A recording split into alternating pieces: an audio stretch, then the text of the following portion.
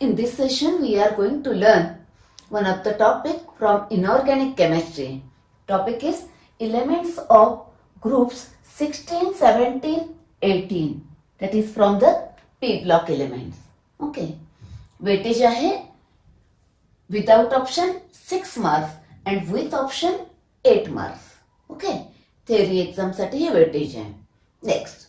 The first, you know that the S block element, then P block element, okay, D block element and F block elements.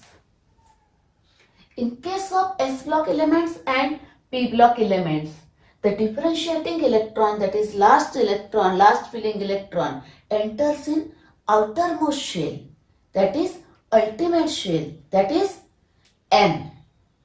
Therefore, now in case of this S block element, the differentiating electron enters in S subshell of outermost shell, ultimate shell, N shell.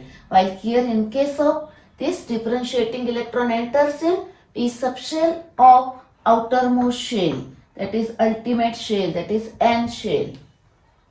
Okay. In case of this, the differentiating electron enters in D subshell of penultimate shell, that is N-1. Okay, second last shell. And in case of this, the differentiating electron enters in is F subshell of anti-penultimate shell, third last shell, that is the N-2 F. Okay, next. Now, let us start this points group number 16, 17, 18. आधी आपण काय बघूया?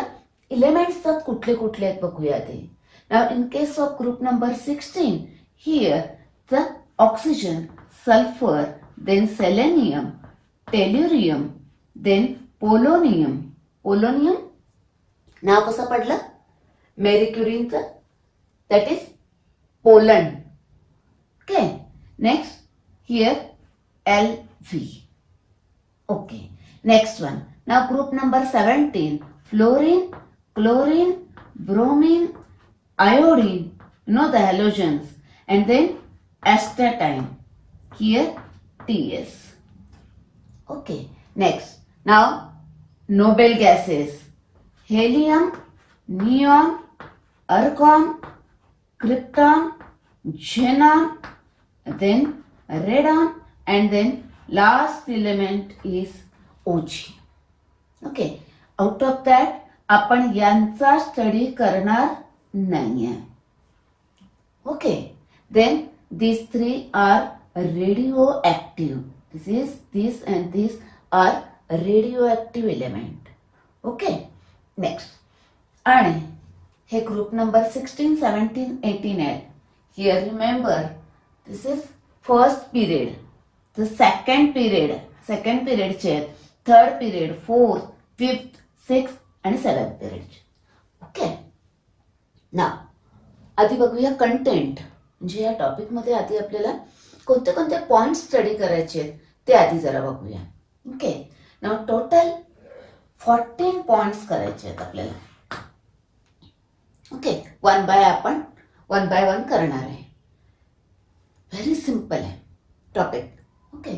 Now first point introduction part. आता आधी मी इथे अजून एक सांगते. आपण हे पॉइंट सगळे होरिझॉन्टल स्टडी करणार आहे. म्हणजे काय? फर्स्ट पॉइंट घेतला समजा इंट्रोडक्शन, देन ग्रुप नंबर 16, 17, 18 चा स्टडी करणार आपण असं. बरोबर. मग सेकंड पॉइंट घेतला की परत त्याच्यामध्ये ग्रुप नंबर 16, 17, 18 असं होरिझॉन्टल स्टडी करणार आहे. म्हणजे आपण व्हर्टिकल स्टडी करणार नाही. म्हणजे काय? एक पहिला ग्रुप 16 घेतला आणि त्याचं सगळं स्टडी करणार असं नाही करणार आहे. आपण एक पॉइंट घेणार, त्या तिन्हीचा ग्रुपचा स्टडी करणार आहे. ओके.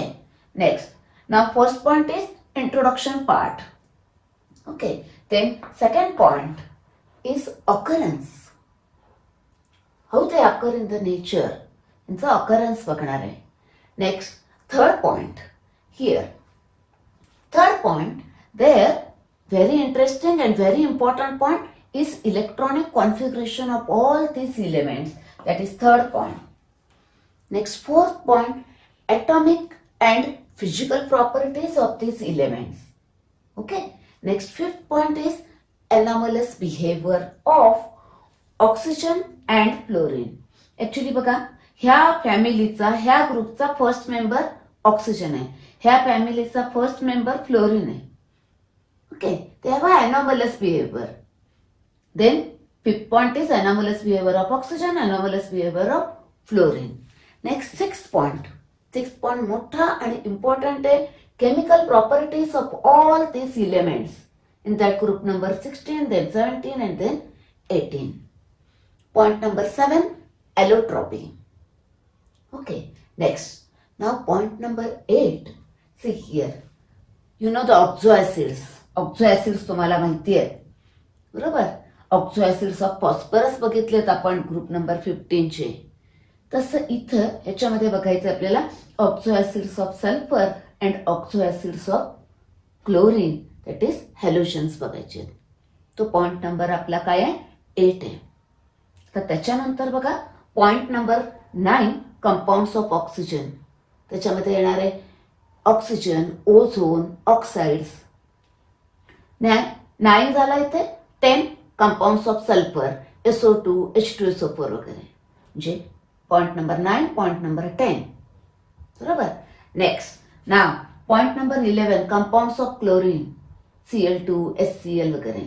आणि मग inter halogen compounds, that is point number 12. Okay, 9, 10, 11, 12. Then point number 13, compounds of xenon. And last point number 14, uses of noble gases. That is 9, 10, 11, 12, 13, 14. बरोबर? असे आपण पॉइंट्स बघणार आहेत सगळे.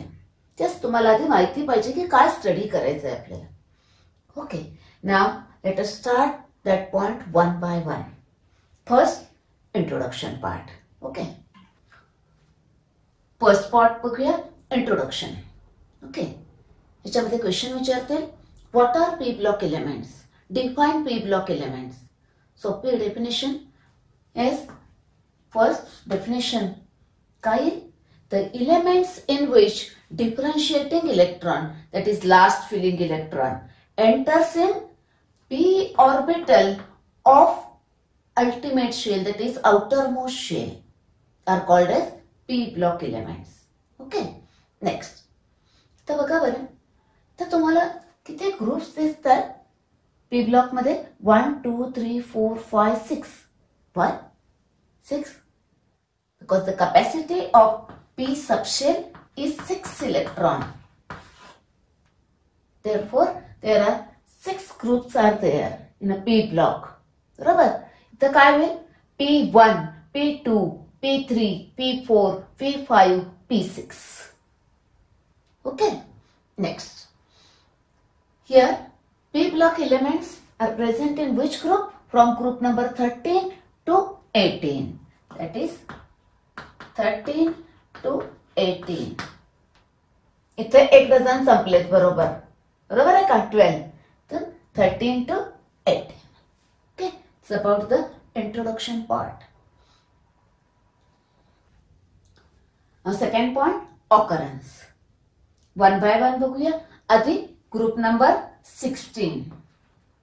Group number 16 चे बघूया आधी. Okay, group number 16 चे elements.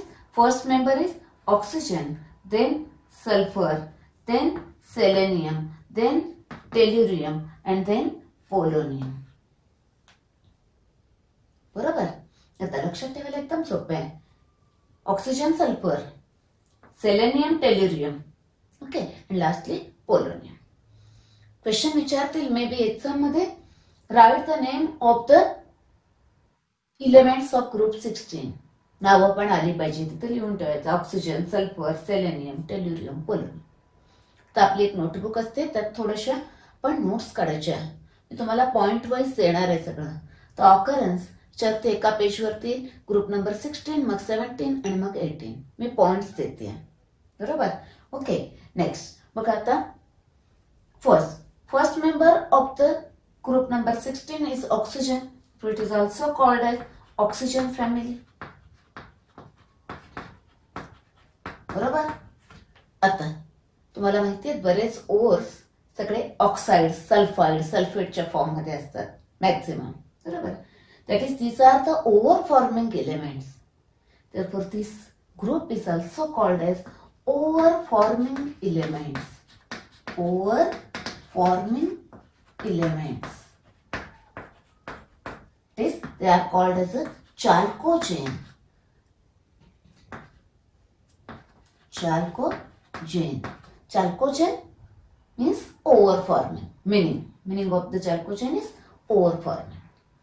जे ग्रुप नंबर 16 ला ऑक्सिजन फॅमिली, चाल्कोजेन्स और over forming elements.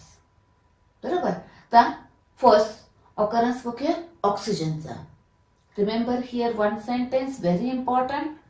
Oxygen is a most abundant of all the elements on earth. Remember this sentence, underline that sentence in the text book. बऱ्याच वेळा या part वरती MCQ विचारू शकतात. Okay. Next. आणि oxygen तुम्हाला माहिती आहे ऑक्साइड फॉर्म मध्ये अवेलेबल असतो. Okay. Then sulphur. Sulphur may occur in the form of sulphide ore or sulphate ore. सल्फाइडचे काही एक्झाम्पल्स बघूया आपण. PbS galena. Okay. ZnS zinc blende. नाव काय? Zinc blende. Okay. Next one is copper and आयर्नचं sulphide. Copper and iron. तर लक्षात ठेवण्यासाठी याचा एक एस आणि याचा एक एस असं लक्षात ठेवा. S2. बरोबर. It is a copper pyrite. बरोबर. It is a zinc blend is a copper pyrite. Okay, it is in the form of sulfide. Now it may occur in the form of sulfate. आता मी थोडंसं लक्षात ठेवण्यासाठी हा sequence केलाय बघा. BaSO4 barium sulphate it is called as a beret. बरोबर. मग बी नंतर मी लक्षात ठेवण्यासाठी काय घेतले? CaSO4 तर ट्वाइस H2O. लक्षात ठेवायला बघा, हा 2 नंबरला लिहिलाय मुद्दाम ट्वाइस H2 आहे. It is you know that it is a gypsum salt. हे काय? Gypsum salt. आणि magnesium sulphate 7H2O. It is a Epsom salt. It is a Epsom salt. That is these are the sulphates. Okay. चालेल. Occurrences of sulphur आपल्या textbook मध्ये जेवढी दिली तेवढी examples मी इथं घेतलेली. नेक्स्ट. नाव selenium. Selenium occur in the nature in the form of metal selenide. Metal selenide. Okay. जसा इथं सल्फाइड असतो तसा इथं सेलेनाइड. तसा इथं telluride. Metal telluride. Tellurium occur in the nature in the form of metal telluride. बरोबर. Next. नाव polonium. Polonium तुम्हाला मी मगाशी सांगितलंय it is a radio active. It is a decay product of thorium and uranium. It is a radioactive. Its half-life period is 13.8 days. Okay. असं थोडंसं point wise करायचं. तर थोडासा रंगीत पेन वापरा म्हणजे लक्षात ठेवायला तुम्हाला सोपं जाईल. असं लिहून काढा नोटबुक मध्ये. Okay. It's about the occurrence of group number 16. Now 17.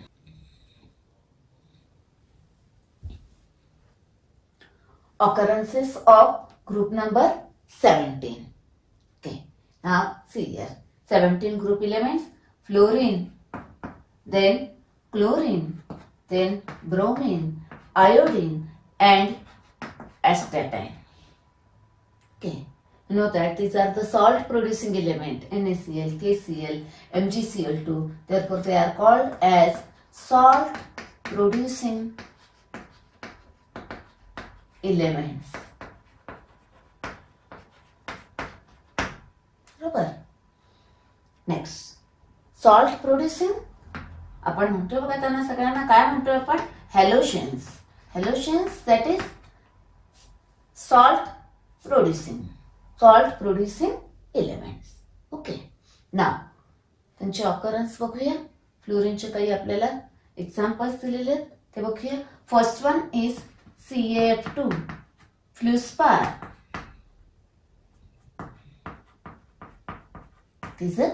फ्लूस्पार. Next common माहिती आपण वापरतोय आपण क्रायोलाइट सारखं आपल्याला ते 10th स्टँडर्डला पण तुम्ही स्टडी केलाय. क्रायोलाइट वर काय आहे फॉर्म्युला. आता इथे Na3Al_F6 -6 ना, हा +3 आणि हे +3 ते होईल बॅलन्स म्हणून क्रायोलाइट. आणि आहे फ्लुरॅक्टाइट. ओके. आता फ्लुरॅक्टाइटचा फॉर्म्युला बघा कसा आहे. ऍक्च्युली कसा लक्षात ठेवण्यासाठी सांगते. हे आहे त्याच्यामध्ये. ओके. CaF2 आहे. ओके. आणि अजून एक आहे कॅल्शियम फॉस्फेट. कॅल्शियम 2+ आणि हा 3- त्याच्यामुळे याच्या डोक्यावरचा इथे येतो, याच्या पायाखाली, आणि याच्या डोक्यावरचा इथे येतो. म्हणजे फॉर्म्युला काय होईल CA3PO4 टॉयस. बरोबर. तर लक्षात ठेवण्यासाठी इथं लक्षात ठेवायचं. इथं 3 आहे ना, इथं पण हा 3 आहे लक्षात ठेवण्यासाठी. Okay. This is the formula of fluorapatite. These are the some occurrences of this fluorine. Next, अजून बघा स्मॉल अमाउंट मध्ये फ्लोरीन अजून कुठे कुठे असतो. प्लांट मध्ये असतो, टीथ आणि बोन्स मध्ये म्हणजे एनिमल्स मध्ये पण असतो, फ्रेश वॉटर मध्ये पण असतो. बरोबर. म्हणजे आपण जे पाणी पितो त्याच्यामध्ये पण असतो.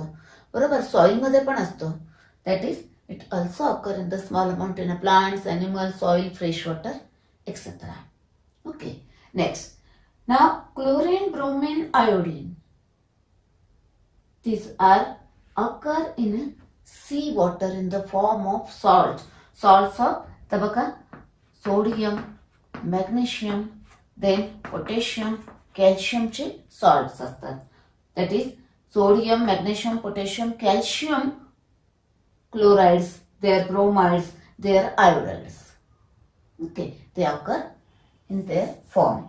Mostly, one more you know that Cl sea water मध्ये जवळजवळ 2.5% बाय मास असतो तो in the form of NaCl. आणि अजून एक example here is KCl, MgCl2 आणि 6H2O, अर्धा dozen H2O. Okay. The name of this salt is carnallite. हे डबल सॉल्ट आहे बघा. इथे एक सॉल्ट आहे, इथे एक सॉल्ट आहे, double salt. Okay. And this the formula carnallite double salt आहे. आपल्याला कोऑर्डिनेशन कंपाऊंड मध्ये एक्झाम्पल म्हणून वापरता येईल डबल सॉल्टचं. बरोबर. these are the occurrences of ClBr आहे. Okay. Next एस्टाटाइन is radio active आहे. हा काय रेडिओ ऍक्टिव्ह आहे आणि याचा हाफ लाईफ पिरियड आहे 8.1 आवर. बरोबर. Okay. Next one occurrences of group number 18. Group number 18 called as noble gases. सगळे गॅसेस आहेत ते लक्षात ठेवायला बघा.